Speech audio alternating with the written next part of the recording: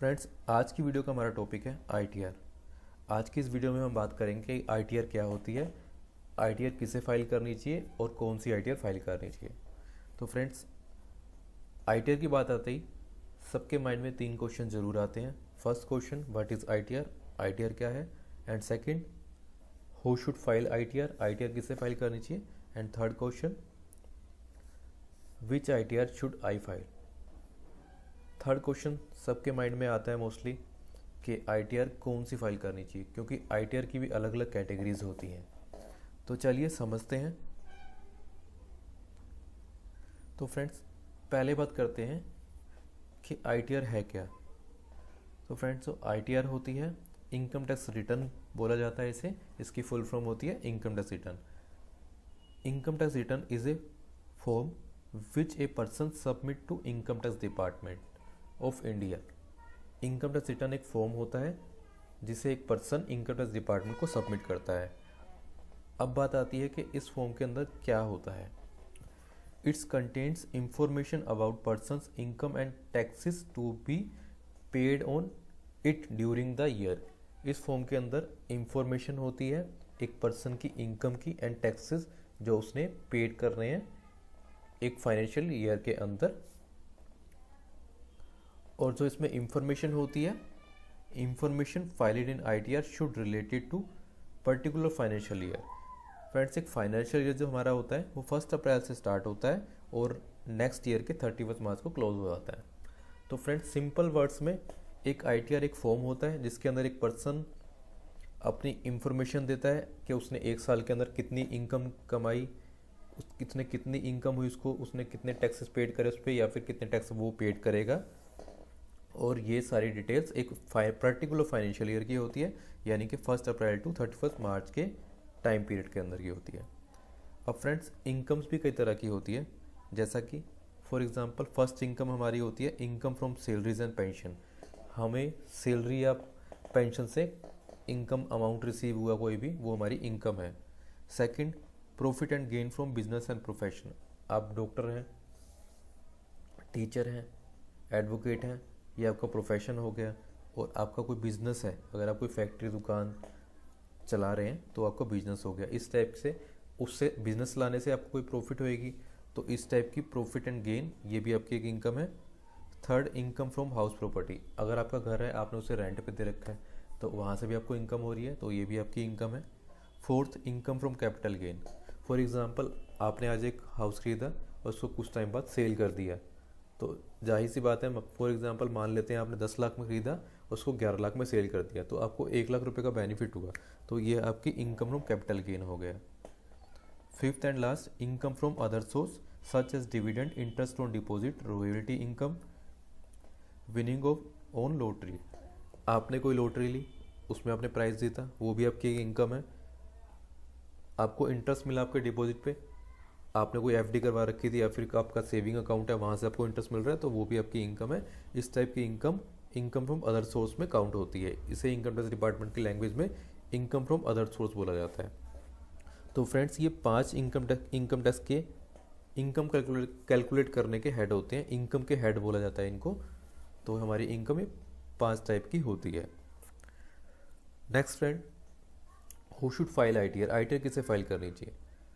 तो फ्रेंड्स, ऐसा कोई भी पर्सन जिसकी gross total income means before deduction under section 80C to 80U। Income tax department हमें कुछ बेनिफिट देता है जिससे कि हम इनकम टैक्स डिपार्टमेंट से कुछ छूट प्राप्त कर सकते हैं, अपने इनकम टैक्स में कुछ रिलैक्सेशन ले सकते हैं। और ऐसे सेक्शन 80C टू 80U तक आते हैं, जैसे कि 80C फिर 80D, ऐसे सेक्शंस होते हैं। उनको लेस करने से पहले हमारी अगर ग्रोस टोटल इनकम एक साल की, एक फाइनेंशियल ईयर की, मान लेते हैं फाइनेंशियल ईयर 20-21 की 2.5 लाख से ऊपर है, यानी हमने पूरे साल में अगर हमारे पास 2.5 लाख से ऊपर इनकम आई, तो हमें आईटीआर फाइल करने की ज़रूरत है। और ये लिमिट 3 लाख होती है किस कंडीशन में, सीनियर सिटीजन होते हैं जिनकी एज 60 साल से लेकर 80 के एज में होती है, तो उनके लिए 2.5 लाख की लिमिट 3 लाख होती है। यानी उन्हें अगर 3 लाख से ऊपर इनकम प्राप्त हुई तो वो आईटीआर फाइल करेंगे। और इसी कैटेगरी में एक आते हैं हमारे सुपर सीनियर सिटीजन जिनकी एज 80 साल से ज़्यादा होती है, उनके लिए ये लिमिट 5 लाख रुपीज़ की है। और फ्रेंड्स अभी लेटेस्ट बजट के अंदर, बजट 2021 के अंदर सेक्शन 194P लाया गया, जो कंडीशनल रिलैक्सेशन दी गई है सुपर सीनियर सिटीजन्स को जिनकी एज 75 ईयर तक है या फिर उनसे ज़्यादा है, उनको आईटीआर फाइल करने की नीड नहीं है। पर इसके अंदर भी कुछ कंडीशंस हैं, वो हम एक नेक्स्ट वीडियो में डिस्कस करेंगे। अब चलते हैं हमारे सेकंड पॉइंट की तरफ। एक company or a firm having profit and loss in financial year. अगर एक कंपनी है या फर्म है, उसे प्रॉफिट एंड लॉस हुआ एक फाइनेंशियल ईयर के अंदर, उसे प्रॉफिट हुई है या फिर उसे काम में उसके बिजनेस में से कोई लॉस हुआ है, तो उसको भी आईटीआर फाइल करने की ज़रूरत है। Third, if you have more than one source of income like house property capital gain. अगर आपके पास दो से ज़्यादा सोर्स हैं, यानी स्रोत हैं जहाँ से आपको इनकम हो रही है, इनकम के जरिए हैं आपके पास दो से ज़्यादा। मान लीजिए आपको हाउस प्रॉपर्टी से भी इनकम हो रही है, आपने रेंट पे दे रखा है अपना हाउस, और कैपिटल गेन से भी हो रही है, शेयर मार्केट में मान लीजिए आपने इन्वेस्ट कर रखा है, वहाँ से भी हो रही है, फॉर एग्जांपल सैलरी से भी हो रही है, यानी एक से ज़्यादा आपके पास इनकम के सोर्स हैं, तो उस कंडीशन में भी आपको आईटीआर फाइल करनी है। Fourth, if you want to claim an income tax refund from department.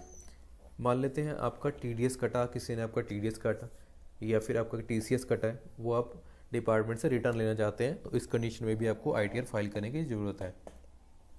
Fifth condition, if you earn it from or having invested in foreign assets during financial year. अगर आपने किसी foreign assets में investment करी है, तो उस condition में भी आपको आईटीआर फाइल करनी है। Sixth, if you wish to apply a loan और वीज़ा। अगर आप वीज़ा अप्लाई करना चाहते हैं, कुछ कंट्रीज़ के लिए वीज़ा अप्लाई करने के लिए आईटीआर की कॉपी सबमिट करनी पड़ती है साथ में। फॉर एग्जांपल आपको इंग्लैंड के लिए वीज़ा अप्लाई करना, तो वहाँ पे आपको एक आईटीआर की कॉपी सबमिट करनी पड़ेगी। आईटीआर की कॉपी आप तभी सबमिट करेंगे जब आपने आईटीआर फाइल करी होगी, तो इस कंडीशन में भी आपको आईटीआर फाइल करनी होती है। अगर आप लोन लेना चाहते हैं, तो वहाँ भी आपको आईटीआर की कॉपी देनी पड़ती है। Friends next and last question आता है आपके माइंड में, which ITR should I file. Friends जब आप आईटीआर फाइल करने जाएंगे, तो आपके सामने आईटीआर के 7 फॉर्म्स आएंगे। अब आपके सामने ये कन्फ्यूज़न आएगी आपको कौन सा आईटीआर का फॉर्म फिल करना है। तो फ्रेंड्स जैसे कि मैंने आपको बताया, इनकम 5 तरह की होती है। पहली इनकम सैलरी एंड पेंशन से, second income business and profession से, आपको कोई बिजनेस है, शॉप है, या फिर आपका प्रोफेशनल है, डॉक्टर हैं आप, लॉयर हैं। थर्ड इनकम होती है आपकी रेंटल इनकम, जो आपकी हाउस प्रॉपर्टी से होती है, आपने अपने हाउस को रेंट पे दे रखा है, वो आपकी रेंटल इनकम होगी, इसे आप हाउस प्रॉपर्टी इनकम भी कह सकते हैं। Fourth, capital gain. आपको कैपिटल गेन हो रहा है, आपने हाउस परचेज किया फिर उसे सेल कर दिया, ये आपका कैपिटल गेन हो गया। आपने शेयर परचेज किया, सेल किया, शेयर ट्रेडिंग करी, उसमें आपको प्रॉफिट हुआ, ये भी आपका कैपिटल गेन हो गया। And fifth, other source. आपको बैंक से इंटरेस्ट मिल रहा है, आपको पोस्ट ऑफिस से इंटरेस्ट मिल रहा है, आपके डिविडेंड है, वहाँ से आपको बेनिफिट हो रहा है, तो ये आपका अदर सोर्स में आता है। अब फ्रेंड्स इन्हीं इनकम के लिए अलग अलग तरह के फॉर्म्स निकाले गए इनकम टैक्स डिपार्टमेंट द्वारा। इनकम टैक्स डिपार्टमेंट ने 7 फॉर्म्स नोटिफाइड किए हैं, जैसे कि ITR 1, ITR 2, ITR 3, ITR 4, ऐसे ही ITR 5, 6 एंड लास्ट ITR 7। अब इनमें से कौन सी आईटीआर हमें फाइल करनी है, ये कन्फ्यूज़न है। तो इस कन्फ्यूज़न को दूर करने के लिए हम आपको डिटेल में बताएंगे कि कौन सी आईटीआर किसके लिए होती है। तो चलिए समझते हैं। फर्स्ट आईटीआर होती है हमारी ITR 1। ITR 1 किसे फाइल करनी है? अगर आपको सैलरी या पेंशन से इनकम हो रही है, अगर आपको 1 हाउस से इनकम हो रही है, यानी हाउस प्रॉपर्टी से इनकम हो रही है, एक हाउस प्रॉपर्टी से, फॉर एग्जांपल आपके पास एक घर है, आपने उसमें से कुछ पार्ट रेंट पर दे रखा है, तो भी आप ITR 1 में उसकी इनकम को शो कर सकते हैं। इनकम फ्रॉम अदर सोर्स, आपको इंटरेस्ट डिविडेंड से कोई इनकम हो रही है, FD पर कोई इंटरेस्ट आ रहा है। एग्रीकल्चर इनकम अप टू 5000, अगर आपको एग्रीकल्चर इनकम हो रही है किसी टाइप की, मैक्सिमम 5000 रुपीज़ तक, तो भी आप ITR 1 फाइल कर सकते हैं। पर फ्रेंड्स यहाँ पर एक बात ध्यान देने लायक है कि ये सारी इनकम के जो हेड हैं, इनसे टोटल इनकम मिलाकर आपकी 50 लाख से अबव नहीं होनी चाहिए। फॉर एग्जांपल आपने सैलरी से भी इनकम हो रही है आपको, हाउस प्रॉपर्टी से भी, अदर सोर्स से भी और एग्रीकल्चर भी, पर ये टोटल सारी इनकम्स मिला के आपकी 50 लाख रुपीज़ से ऊपर नहीं होनी चाहिए। तो फ्रेंड्स अब बात करते हैं ITR 2 की।